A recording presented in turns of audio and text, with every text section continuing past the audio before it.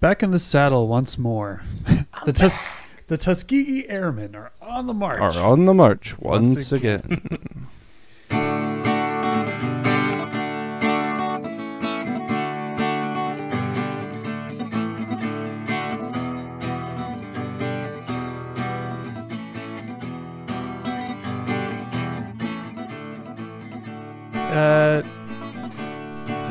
Let's see.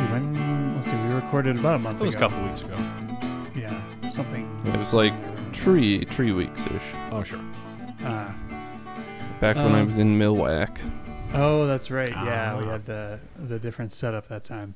It's been a minute since we've had like the traditional remote setup where we're just using it out of Audacity and stuff. So it's I was like, oh yeah, dust off that old program and get that rolling.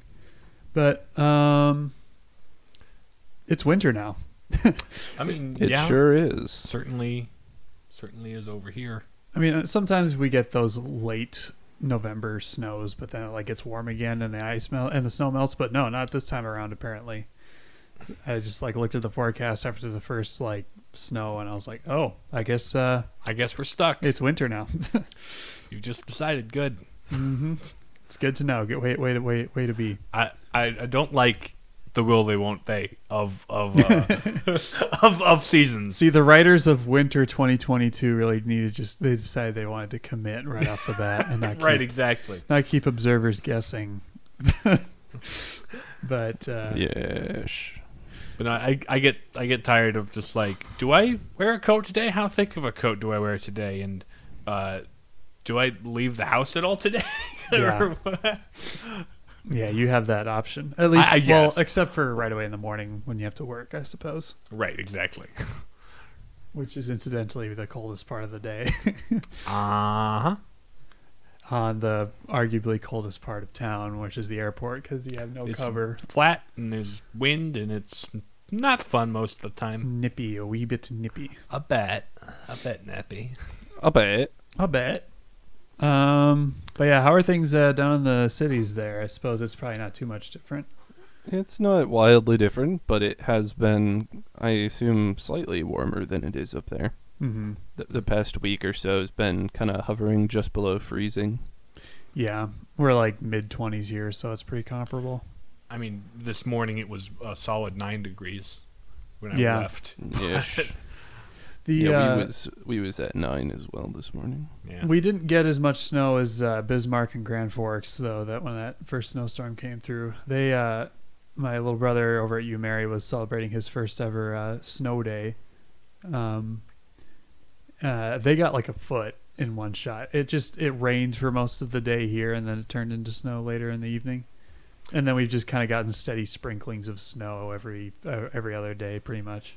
Which the rain that turns into snow is some of the most annoying because then you go out to your car and you have Slippy, to scrape slidey. the layer of ice that formed underneath all the snow. Mhm. When it just snows, you can just turn the wipers on immediately and just brush it off, right? Yeah.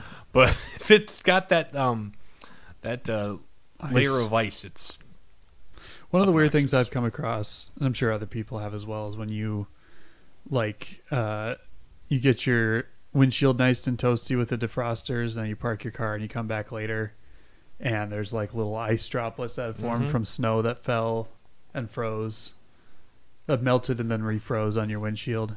So it's like, can't use the wipers. That's fun. To scrape this crap off, but. I mean, when you're actually driving and using the car, that feature of like blowing air on the windshield is Mhm. great. But then you park it, and it's like, oh, now I gotta start from ground zero again. Mm-hmm. I've noticed sometimes like when you turn off your car, air like warm air will still like come out of the like sort of slowly trickle out of the vents for a little bit. So I'll have like some frost on my windshield yet, and then I'll come back to my car and it's like all gone. I was like, huh, interesting. I suppose, yeah, it's not like it's just like a on-off switch for temperature. Like it's cold now. You turn the car off. Yeah, there is a bit of warm up and cool down, let's say, on the temperatures. Yep. But yeah, no, other than that, so you got back from Wisconsin. How was that whole trip? It was a nice and lovely trip. Got to catch up with some friends from IPF this summer, and we stopped in Winona on our way back to the cities to visit our college seminarians. Ooh. So So the Larry and boys the whole crew were down there. buzzing. The boys were buzzing, as our house likes to say. Nice. It's Yeah. like a slight twist on, was it bussin'? The boys are No. buzzing, or is that? No, it's just like, yeah, it's not at all a play on bussin', Oh, okay. but we have so many, like, inside jokes in this house because we're all together all the time, living on top of each other. It's Yep. bound in to 8 by happen. 13 rooms, and Like these are lifelong inside jokes and stuff. You'll be able to reference heretofore. Yesh. Our That's staff pretty psychologist, cool. our staff psychologist at the seminary, Paul Ruff, is a legend, and he's he's older, so he's like 60 something, but so he says yesh, and yesh has become a great meme around the house. It's like, yesh. Because like you've said that, I know you've like said that before, like ironically, but now that guy is there. It's got to just be constant. Well, now. what I used to do was yeast. Oh yeast yeah, used to be yeast my- was the my most thing. common one. But yesh. In yesh conjunction has with become John, that's one of his favorites. Yeast. You guys had a Friendsgiving while I was at work the one night. We did. That was lovely. The one thing, we had a bunch of people over. Bryant made the deep fried turkey stuff With waffle mix. with waffle mix because I wasn't paying attention to the box. I was the one that picked it up, so that's I entirely. mean, it tasted on me. great, but it was like definitely waffles. Yeah. I mean, chicken and waffles is a thing you have, so Yeah. why not turkey? Yeah, why not? But yeah, he told me to pick up pancake mix, and he had a specific brand he wanted me to pick up. So I was picking up my stuff for cooking things for Friendsgiving, and then also saw, okay, that's the brand. I'll grab it. It was the waffle mix, not the pancake mix.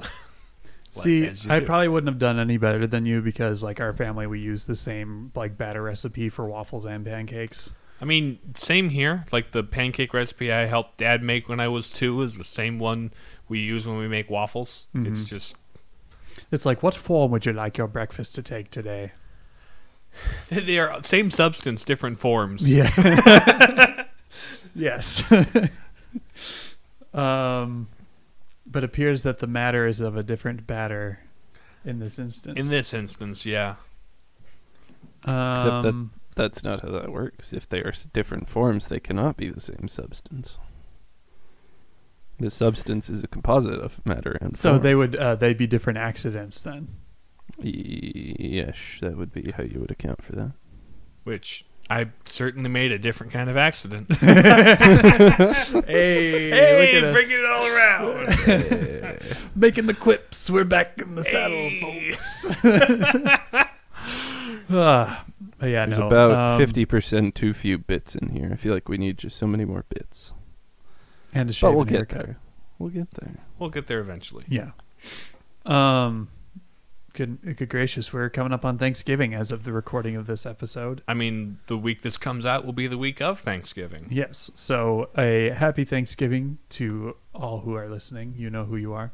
Yes, you do know who you are because you're the ones listening. And so you're yourself. If you don't know who yourself is and you're listening to this and you're thinking, who are they talking to? No, you. What if somebody is listening and they have like a severe, like debilitating dissociative disorder, or they're on like ketamine or some sort of dissociative drug? Like, must we assume? Is this the kind of podcast you listen to while tripping on ketamine? I don't think. I think there are different podcasts you would want to listen to. Or would you even be listening to podcasts if you're on ketamine? I don't know. The Joe Rogan Experience audience sounds like sort of there's Yeah. a Venn diagram to be had there. Yeah, that's true. I've never done ketamine, so I don't know what activities pair best with it. Yeah. It's yeah, that's an interesting connection to explore there. But regardless, we wish you a happy Thanksgiving because you're certainly going to be on tryptophan sometime in the next week. I believe that's the Yes, chemical, right? that's That makes you sleepy from turkey. Okay, good. So they say. Although I think the myth is that it doesn't. There's not quite. It's there, but it's not like in the quantity. It's more just the carbs. The fact that you've ingested a large quantity of calories and your body's just like, oh, let me process this real quick. But yeah, it's gonna be good. I finally hit that. There was like a month-long stretch at work where there was just several like big projects coming on, and then I went deer hunting in the middle of it and came back. I finally managed to shoot my first deer. Hooray. Way up in Halleck, Minnesota. Oh yeah. So 18 miles from Canada. That would be a cool thing to bring to the black tie potluck we're doing. What's that, venison? Yeah, some or like venison wild rice thing, or I could think of something like that. Because my brother, his sister, and my brother-in-law came up with a idea for like Black Friday / Andrew Sarah's birthday, and it's a black tie event potluck, and they figured for his 30th. First 30th, yeah. And the juxtaposition between formal wear and casual food is was kind of amusing to them, and I'm like, you know what? That is kind of amusing. I'll do it. Yeah. I'll do it. I'll do it. It was kind of an interesting experience because We're shooting a deer. yeah. Okay. Sorry. And then because that same day, like my brother Ryan and I were up there with my uncles on the farm where my mom grew up, which was an enlightening experience, to say the least. The old farmhouse is gone, but there's still a couple of buildings, and my uncles built like this nice, roughly 2-bedroom apartment-sized hunting shack with electricity and water and everything. So it was a cozy little place. But the first day, I shot my doe, and then Ryan earlier in the day had shot a buck that didn't have its full-grown horns yet, so he thought it was a doe. So he went and bought another tag because you can do that in that zone because he wanted to get something with more meat on it. And so on the last day, he shot a doe as well. And then my uncle, he had more than enough meat in his freezer because he's a very avid hunter. Like he goes moose hunting, he goes bear hunting, he goes deer hunting. Lots of meat in the freezer. Elk burgers that he cooked the one night were incredible. But so he gifted us the deer he'd shot. So we were driving in my brother's Subaru, like chock full of deer, and like we hadn't completely processed them yet. So there's just like legs and stuff sticking out of bins and all tagged and legal and everything. But it was just like you could feel the back end of the car was very heavily weighed down with all of our equipment. Almost doing wheelies the entire time home. Yeah. It was fun though. Great experience. And I come back, and so at work I make it's a semi-annual magazine, like spring fall issue. It's like a newsletter for the school community that I work for. And so I had sent the thing off to the printer. It was going to print on Monday, and I would come back and probably have, the copies of the magazine delivered already.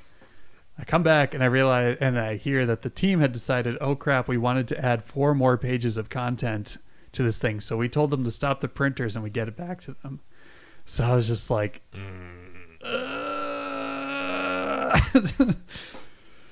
that was a day. That was a day at work. So I managed to get the whole thing done again, all in like the course of 2 hours, as well as juggling like 5 other things.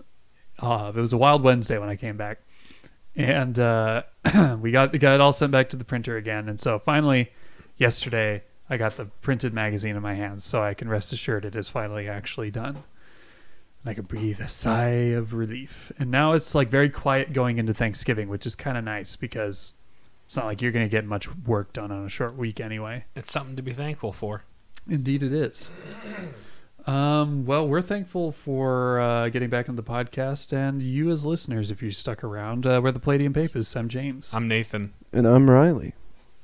Stuck around after we specifically broke the fourth wall and talked to you Yeah. about Wow. your dissociative disorder And your ketamine addiction. Please seek help. Speaking of seeking help, we're doing a philosophical today about some kids who are in dire need of adult understanding.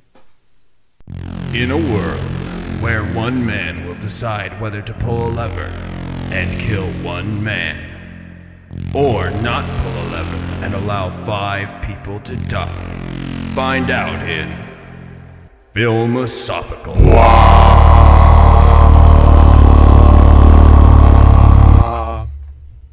Yeah, Philosophical, the show where we get philosophical about films. Today we are covering Super 8, a movie made in 2011, written and directed by J.J. Abrams. Mm-hmm. Does this take place in a motel? No. It's in reference to Super 8 film. So like like those home movie cameras from back in the day. Mm-hmm. Well, back in the day being 1979 when this film takes place.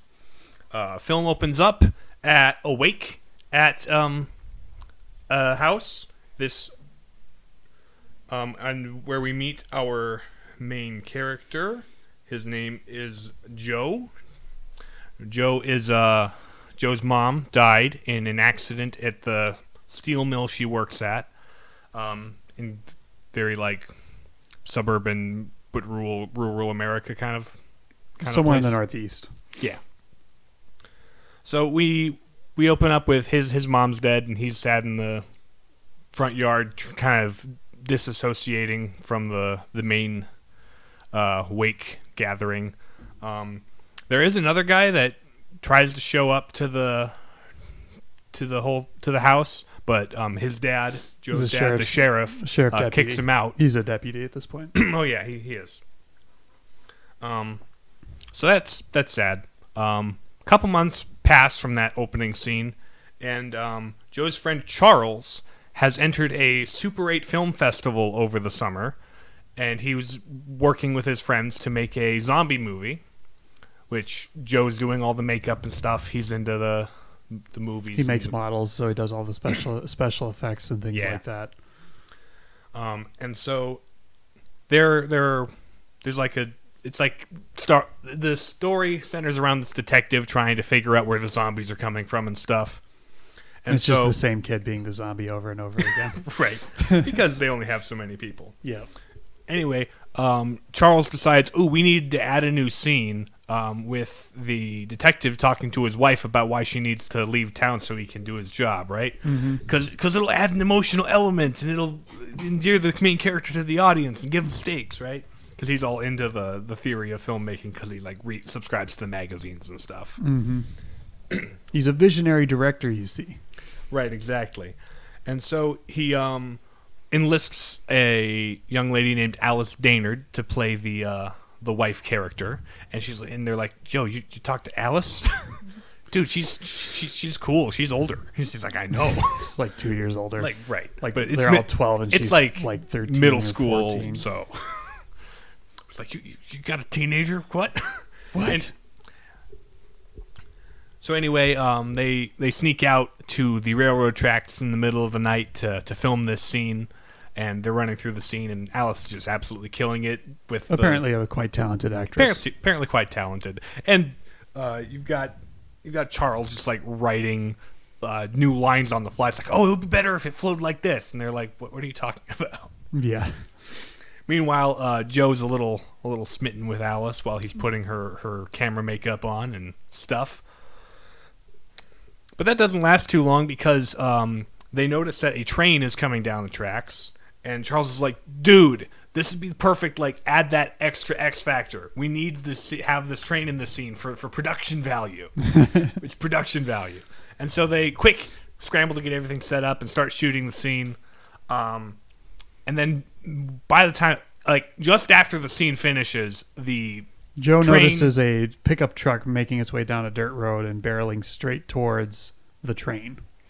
And the car collides headfirst with the train, and there's this huge big derailment, probably bigger than just a truck running into it front ways would actually produce. Yeah. A little dramatized for the camera, but there's train cars flying everywhere, explosions, flames, burning things, lens flares. It's a J.J. Abrams movie, ladies and gentlemen. Weird white cubes, mysterious shadowy figures scurrying into the forest, that kind of whole thing. Mm-hmm.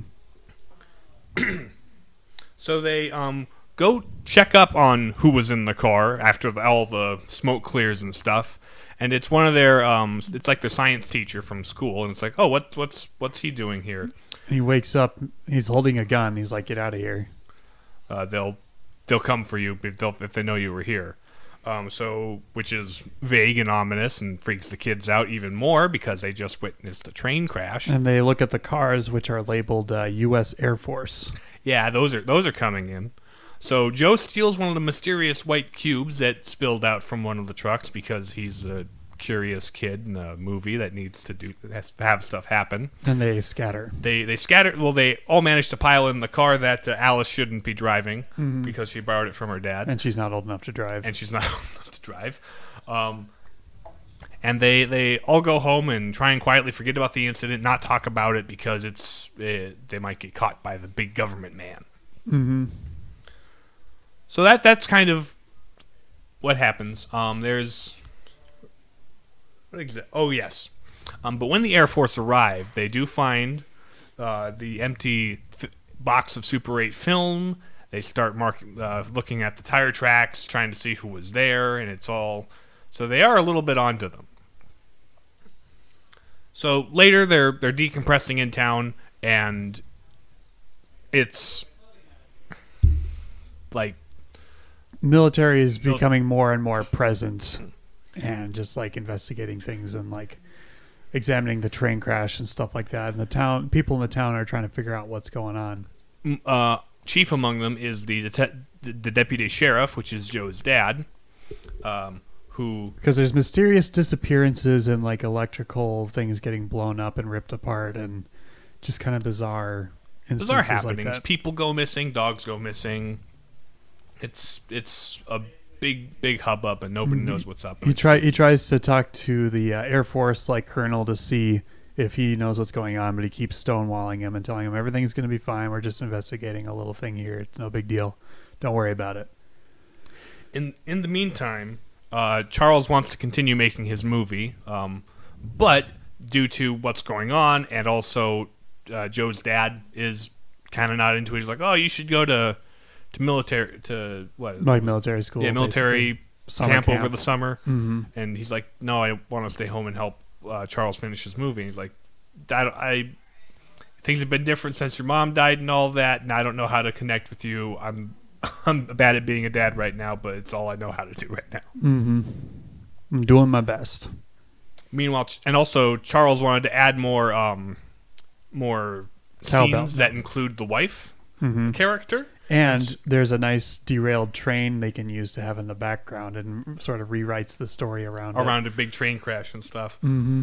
But so they go to the house to Alice Daynard's house, and we meet her dad, who is the guy that Joe's dad kicked out of the wake because turns out he worked at the same steel mill his mom did, and that the morning his mom died. He couldn't come into work because he was hungover, and so his mom took his shift, and that's when she died in the accident. And so Joe's dad, blames him for the fact his wife died in that accident. And because Lewis is his name, because Alice's dad knows that Joe's the sheriff's kid. He's like, you got to stay away from my daughter because your dad's going to come down on me if he finds out you're spending time together. I don't want to be anywhere near you. But that outburst at the door causes Alice to be like, okay, yeah, I will. I'll help you finish your movie. Mm-hmm. So they continue doing zombie makeup stuff, and it's all Joe and Alice get kind of chummy with each other, as it were. Much to the chagrin of Charles, who is a little bit put out by the happenings. Because he has a crush on Alice, too. He does.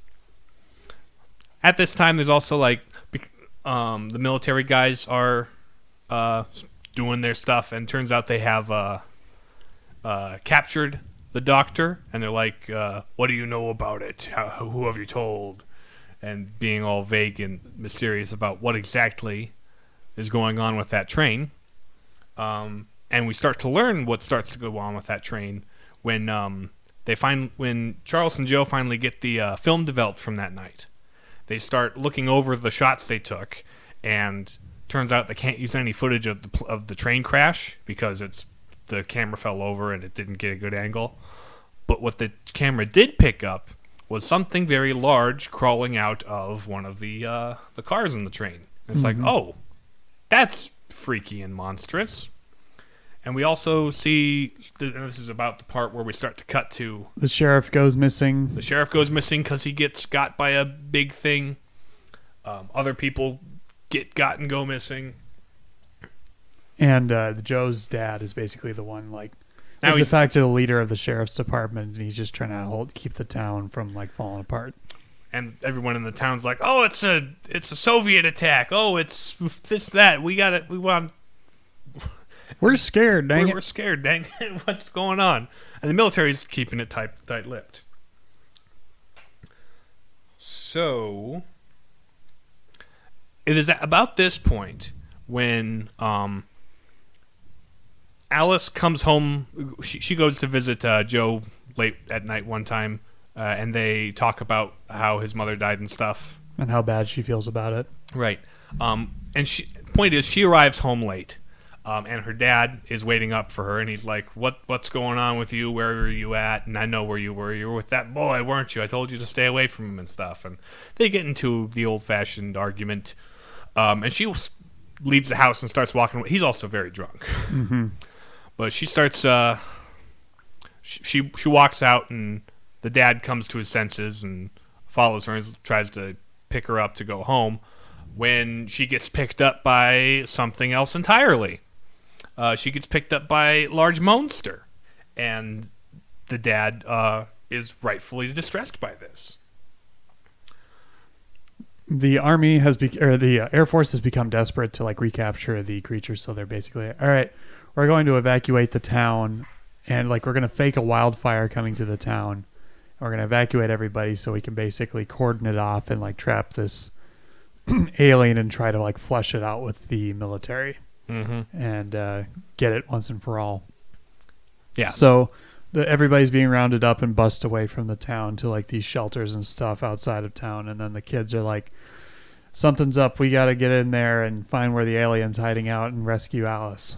Because Joe in the shelter comes across Alice's dad. And he's like, you got to save her. It took her. And he's like, oh, I know what it is. I believe you that it's a crazy monster because I have footage of it. And so they recruit the stoner video store guy to drive them around, and I think they get captured at one point. Yes, they do. But what happens is they get the stoner guy to drive them past the military blockade into the town to the school. Oh yeah, they break into their old science teacher's office to find all of his information on the alien so they can figure out what to do about it. It turns out that this science teacher worked for the government several years ago on a top secret Area 51 style project where there was an alien ship that crashed. And the ship that crashed is made up of a bunch of tiny little white cubes. So it can reform and do these different things. Yeah. And they were like doing experiments on the alien and stuff like that. When one day the science teacher got grabbed by the alien and then set back down. It turns out by making physical contact with the alien, they share a psychic connection now. And so now the doctor realizes how scared and lost it feels, and how it basically ended up there by accident and just wants to go home, but people keep bugging him. Yes, the way that military do. Kind of like the bad end of E.T. Yeah. So with this knowledge in mind, the kids are in the school, and then they get found out by the government guys, and they get loaded up into a van, and they start driving. It's like, no, we haven't even found Alice yet, right? And then the monster attacks the bus. Monster attacks the bus that they're on with the military guys. The kids barely escape. The military guys get got. Stoner Boy shows up to pick them up and take them back to... I think they managed to find the alien's hideout is under the cemetery. Yeah, earlier in the movie, Joe was having a moment visiting his mom's grave and stuff when he saw movement in the cemetery shed. Mm-hmm. But was interrupted, so he didn't look into it further at the time. Right. And it's like, well, it turns out that this thing's subterranean. according to the videos and notes they looked at. So they open up the hit. So Joe and one other kid, the demolitions expert, explosion effects kid who's working on the movie with them. Pyromaniac kid. Yeah. They go into the shed and find there's a big gaping tunnel that leads to a network of underground tunnels. And they're like, okay, well, if they're anywhere, Alice is down here. So they climb down and search for a bit. And sure enough, there's like a great big garage that the alien has set up as he's... Like a mishmash of these different things he's built trying to rebuild his ship. Because he's been like stealing the power lines and a whole bunch of cars and tractors and stuff just to get the equipment to work on his ship. He's got a bunch of unconscious people hanging from the ceiling, including Alice. Snacks for later. Including Alice, who they do manage to save. They cut her down while distracting the alien on the other side of his den. They cut down a couple other people from the ceiling, and in a chase sequence where the other people we don't care about get got by the alien, the kids manage to escape to the surface. And well, they get cornered in the, and then Joe kind of confronts the alien who picks him up, establishes a psychic connection, and then sets him back down. He's like, "I get it. You just want to go home." And we want to help you. We support that. Mm-hmm. We're not trying to stop you. Yep. I think the alien also has like this weird sort of like psychic telekinetic ability, and he's making like all of the military's like guns and stuff go off, and it's causing chaos and mayhem in the town. And in the chaos, they get to the surface, and let's see what happens next. Well, Joe reconnects with his dad, who's up there. Yeah. The alien's base is right underneath the water tower, and as like it's drawing all the white cubes that make up the ship together into the structure, so that it can like morph into the ship. A huge like magnetic effect happens where it starts drawing in cars and stuff, and also happens to suck up the locket that his mom gave him when before she died. Yeah. So he symbolically lets that go, and it's kind of the final piece that gives the ship the mass it needs to transform, magrophagize into the alien spaceship, and it blasts off and manages to escape. And yeah, that's pretty much where the movie ends. They finished the Super 8 movie and enter the film festival. And you get to see the film they made in the end, over the end credits, and it's a fun little movie. Yeah, about what you'd expect. It's a movie that grown professional movie adults made of kids making a movie. So it's pretty for like 10-year-olds. Pretty impressive, but whatever. So yeah, that's the basic gist of the film.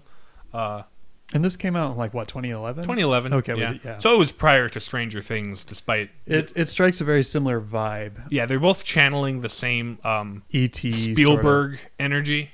Spielberg, I think, was a producer. Yeah, he was a producer on this. But it's like one part E.T., one part Goonies, that whole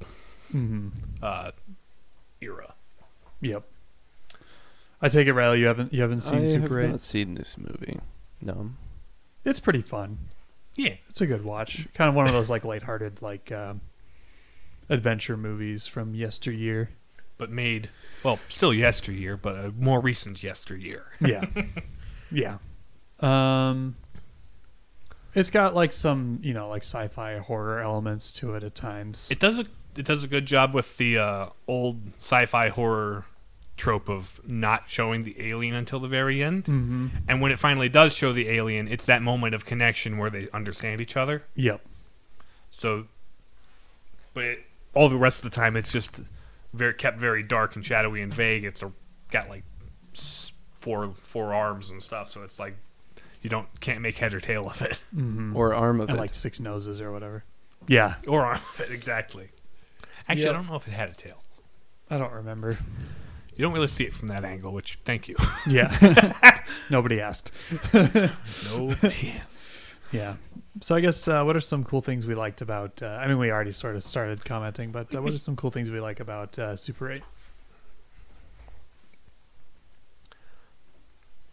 Well, the reason I like one of the reasons I wanted to watch it with you is it it reminds me of like the first time we met. Oh yeah, He's just like obsessed with making videos. Yeah, exactly. The creativity and just the unbridled like we need to do stuff. Let's do something. Let's get together. Let's get get the this camera. Let's roll. record something. Yep.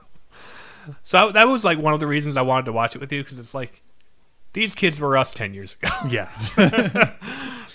Which is kind of weird to think about. We've known each other for 10 years, but Right. anyway, time does. But fly. also in that vein, I feel like the kids also embodied the filmmakers. yeah, Like like I their feel like you childhoods, couldn't like- help but put J.J. Abrams and Steven Spielberg couldn't help but put themselves into the kids that were just like into movies and into making them. Mm-hmm.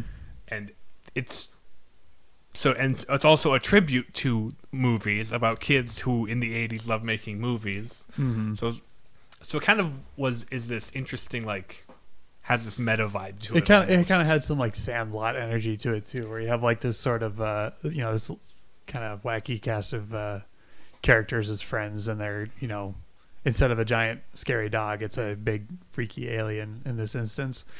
But Right. I forget. Does it do the thing where it says what they do when they grow up? No, Okay, I forgot. I don't think it does. Yeah, that's right. That- They just show the movie. what you're thinking of might be when we watched the Weird Al movie.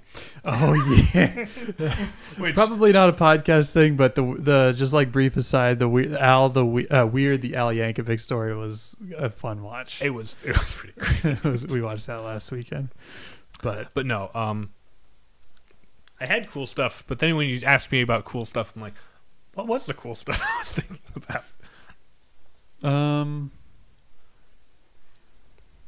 I liked it. Yeah. It's a pretty simple movie. Like it's got it's well written, good plot and all that, good characters, compelling emotional journeys, things like that. Yeah. And a lot of the side characters, the things they do might not be like important to the plot, but we can probably talk about them in the goodness and stuff. Yeah, Because really there isn't a whole lot that goes on in the plot. It's just who you're hanging out with, right? And it kind of does have that fun summer project kind of vibe, Yeah. almost. Despite having also this like light horror adjacent vibe from times.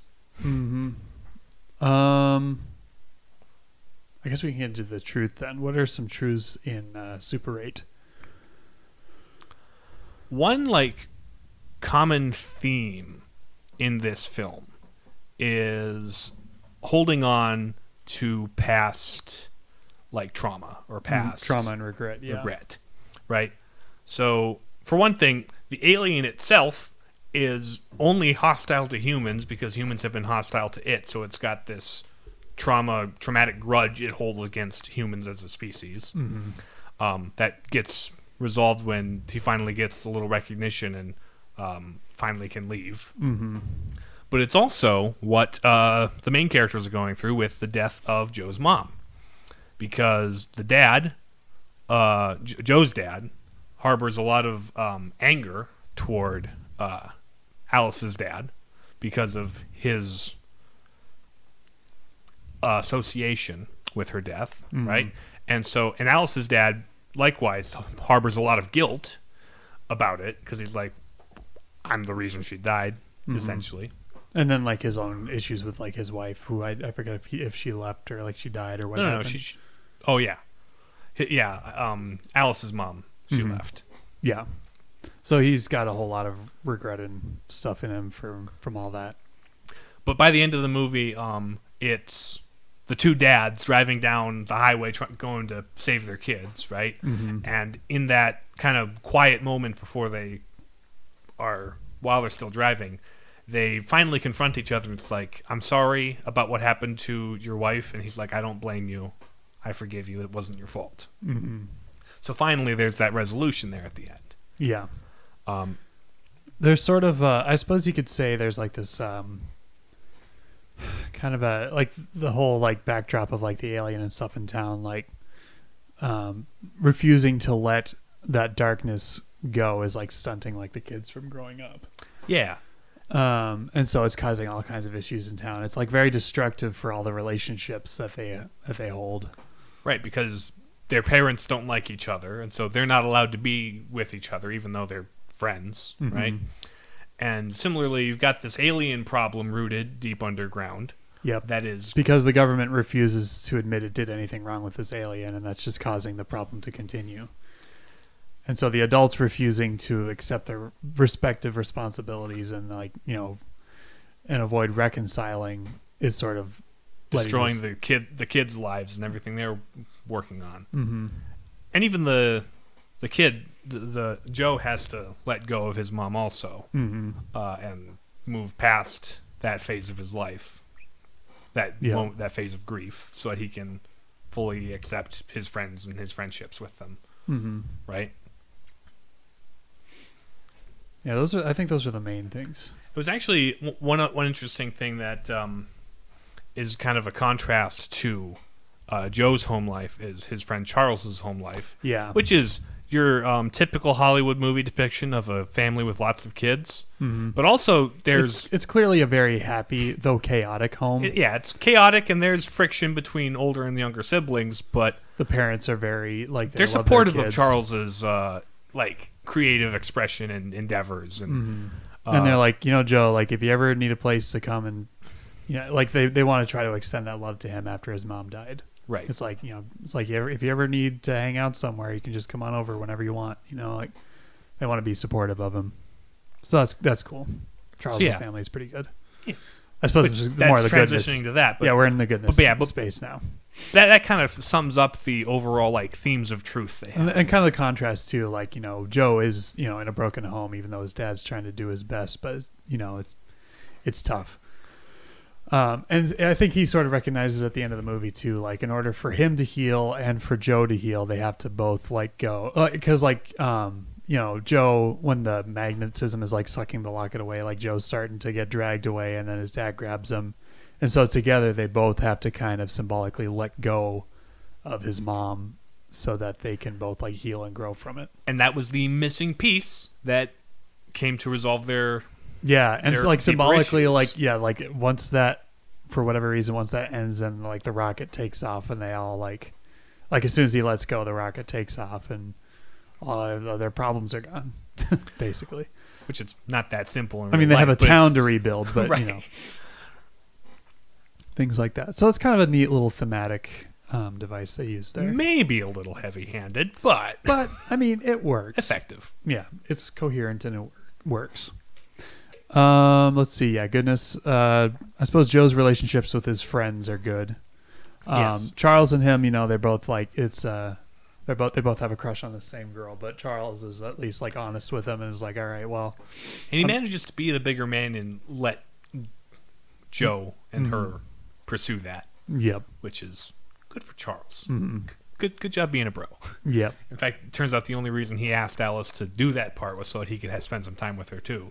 And she turned out to be very good at acting. But right.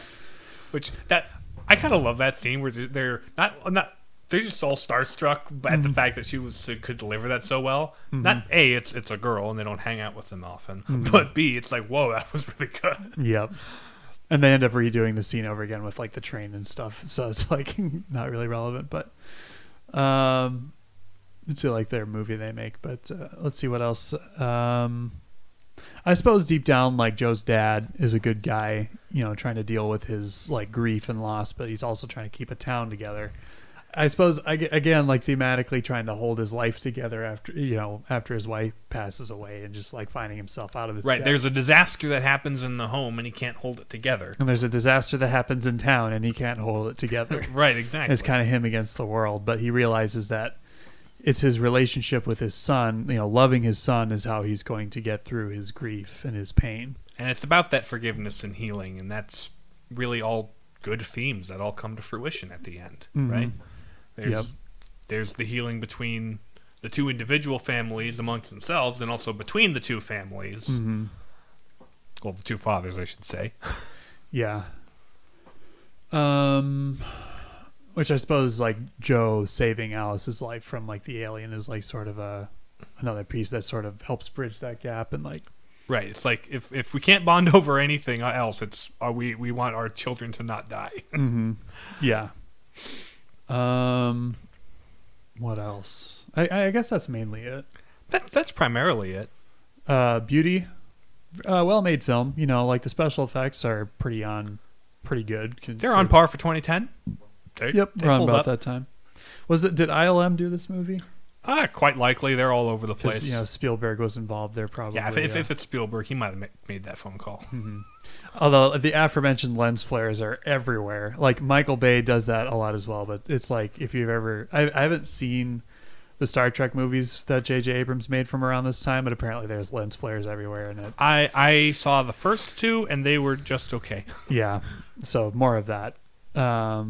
You'll like this more than J.J. Abrams' other notable works. Science fiction work. Yeah, that's from like 5, 6, 7 years later. But yeah. But yeah, you know, the score is good. The writing and everything is great. The actors are good, and they do draw from like they do make that shortcut to the late 70s, early 80s like vibe by injecting pop songs in there. But I mean, like it's good music. Yeah, and of course it's what the kids are into, so it's what they're listening to in the car radio and singing along with as they. It really is kind of a prototype of Stranger Things when you think about it. Not really prototype, but same archetype. Yeah, yeah. Do they do? But like, or not prototype, but do they do any kind of like keep it more in a modern shot composition style, or is it like do they attempt to imitate 80s kind of filming? It's pretty modern. Yeah. I think like J.J. Abrams, that's just kind of his style is very modern. So interesting. I mean, it's an action. There's action sequences and everything that they didn't go like out of their way to get like cameras that would emulate that color palette or compose the shots in the way that Spielberg might have. When you watch it, it's very much a movie that came out in 2010. That. But it also does manage to capture the aesthetic of the late 70s, early 80s, to a T. Yeah, the prop design and everything like that was very well done. When I watched it with my dad for the first time, he was like, "We had that same end table in our house as a kid." This is taking me all the way back. So it's fairly authentic. Nice. I suppose, yeah, your dad is like the age of those kids in the movie. Oh, yeah. And he loved this movie. Oh, good. Which is part of the reason I like it, because I liked watching it with him. Mm-hmm. That's like, for me, my dad didn't grow up in the 40s, but like there's a lot of stuff from the 50s that's similar. So it's like watching, he loves Christmas Story because of a lot of that stuff. My mom hates A Christmas Story. My dad kind of loves it. We're not allowed to have it in the house, but every couple years we're allowed to borrow it from the library to watch it. Wow. Anyway, that's an aside. Yeah. Unity? Unity, what brings everything together? Holding in grief causes pain. Also, thematically, like just in general, it has this love of 80s films and the love of making films and engaging with special effects and the monsters and the monster movie. It has this kind of maybe a little self-congratulatory, but like... Yeah, because it's got some E.T. vibes to it, for sure. It kind of celebrates that vibe of film. Mm-hmm. And so like between an homage, if you will. Yes. Not a direct rip-off of anything. No, clearly. It's got some original concepts, like the alien and everything like that. And like the cube that gets magnetically stuck to the water tower and stuff. And it's original, but like it set out to emulate that style of 80s movie and did so very well. Mm-hmm. So that paired with the core grief and anger, repression themes are kind of the main guiding principle of this film. Yep. Any other comments from your end, Riley? No, it seems like I would have to watch it to really get what it's going for. I had sort of a general idea of what this movie was about, so like I wasn't really surprised by anything I saw in the movie, but it was a very pleasant watch. But yeah, it was a good film. Yeah, recommend. I guess we should probably wrap this up. Oh yeah, eh? Probably. All right. You spend 4 days next to Canada and you start to pick stuff up. I tell you what. Suppose. Yeah. It's about that time, isn't it? Thanks for listening to the Palladium Papists. You can listen to us on Spotify, Stitcher, and Apple Podcasts. Please leave a rating to let us know what you think of the show, and follow us on Twitter and Facebook at Palapapists. You can also follow us on twitch.tv/Palapapists if you want to watch us stream at 7 p.m. Central on Wednesdays. We're looking to add more soon, so stay tuned. We might start doing Tuesdays here, particularly next week, or the week this comes out, because Thanksgiving throws a monkey wrench Yeah. into things. So stay tuned for that. If you have any questions, comments, concerns, or complaints, or suggestions for future episodes, email us at palladiumpapists@gmail.com. And we'll talk to you guys again in the next episode. Talk to you later. See ya. Bye.